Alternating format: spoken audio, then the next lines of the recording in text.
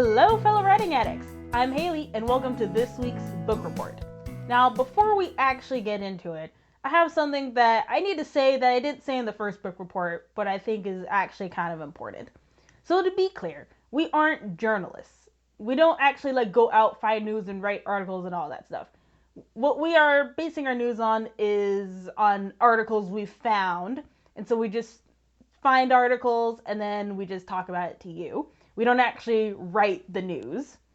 We always link the articles in the description below, so if you want to actually see where we got the information from, it's down there. But again, just to be clear, we are not actually journalists. If anything is wrong, you know where we got the information from, and then you can yell at us over that later. But yeah, I just want to make that clear. But now that that is over with, let us actually begin with the news. So our first story for today: the coronavirus affects the book publishing industry. Yeah, I know, it's gone that bad already. So uncertainty is spreading throughout the book world, from book manufacturing to book fairs itself. With the spread of the coronavirus, it's affecting fairs like the International Toy Fair and, I'm going to mispronounce this so hard, sorry about that, Bologna Children's Book Fair due to an outbreak in northern Italy. The International Toy Fair, of which 30% of the fair itself are book vendors, had to cancel its Chinese pavilion, and also the Bologna Children's Book Fair, which originally was set for March 30th to April 2nd, was pushed back to May 4th through 7th. Even the London Book Fair is suffering. Though the event is going to continue to occur March 10th through 12th, some of the vendors aren't going to travel to the event, like Simon & Schuster, the Ingram Content Group, and other American agents. The London Book Fair is going to continue to track the development of the virus to ensure safety. So our next story for today involves book fraud and a former mayor, so it's bound to be somewhat interesting. Catherine Pugh, the former Baltimore mayor, was sentenced to 3 years in prison on Thursday after pleading guilty for crimes in selling a children's book series that she wrote and self-published herself. Around May 2019, federal investigators looked into the book sales of Healthy Halle, a children's book series about an African-American girl who promotes exercising and nutritional eating habits. The books are sold to nonprofit organizations and foundations that were doing or seeking to do business with the city of Baltimore. The books were supposed to be distributed to schools and daycares, but they never reached the poor children. Instead, she used the money to fund her own political campaign, of course, and believe it or not, she used the cash to buy and renovate a new home in Baltimore. She pled guilty in November, probably because the guilt of not giving children books got to her, or the more realistic answer, she knew she didn't really have a case, but whatever. And ahead of her sentencing last Thursday, her lawyer gave the judge a 13-minute, not lying, 13-minute apology video. Probably involved tears, because now apparently politics is like YouTube and she's gonna act like a YouTuber that said the N-word or something.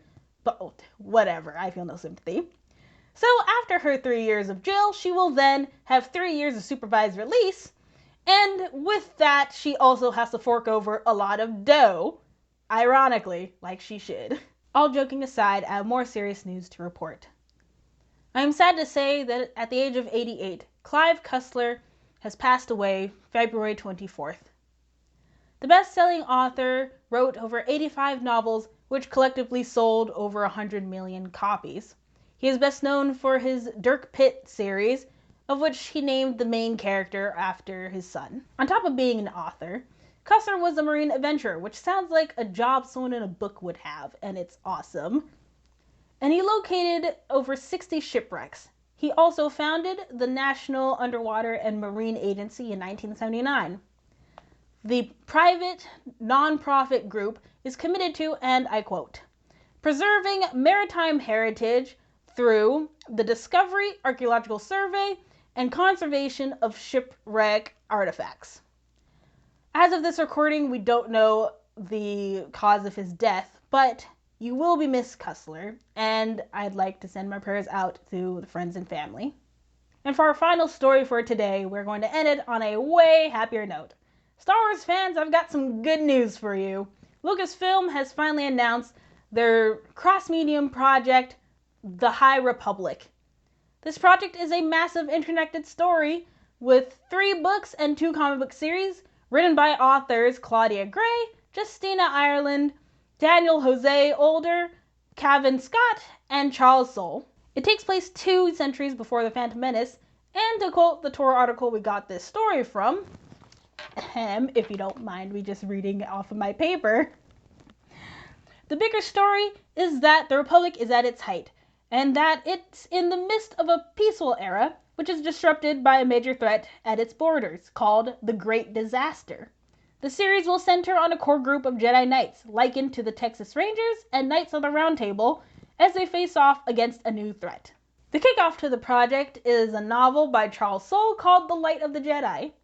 It is set to launch August 25th, just a few days before the Star Wars Celebration in Anaheim, California, which is a great job on marketing's part, I think, at least in my opinion. And if you're a Star Wars fan, I think you should go because I've heard it's cool. And then buy me a ticket so then I can go because I'm broke. But anyways, after that is A Test of Courage by Justina Ireland, and it's a middle grade novel that will hit bookstores September 8th. And then on October 13th, Claudia Gray will publish her YA novel, Into the Dark. On the comics front, Cavan Scott will write The High Republic, which is a new ongoing series from Marvel Comics, while Daniel Jose Older is going to write The High Republic Adventures, which will be published through IDW Publishing and will focus on the younger characters of the series. Well, I know I'm excited about this. I mean, new Star Wars content, and hopefully good Star Wars content if the movies aren't doing so good. But what about you guys? Are you excited for this new Star Wars project they're doing? And what about the other stories? What are your opinions on those?